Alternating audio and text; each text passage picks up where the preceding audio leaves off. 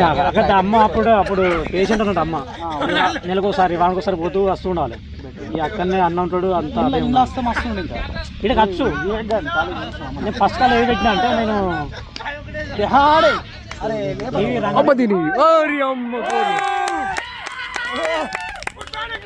రంగారెడ్డి పెట్టినా. Next option Keshava పెట్టినా.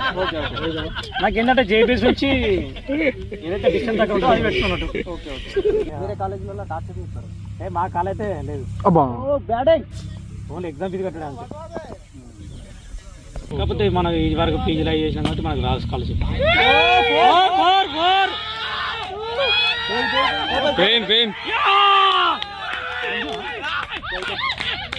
ఇంకెంత కూడా పగలు వయసు సగముగా మారిపోయి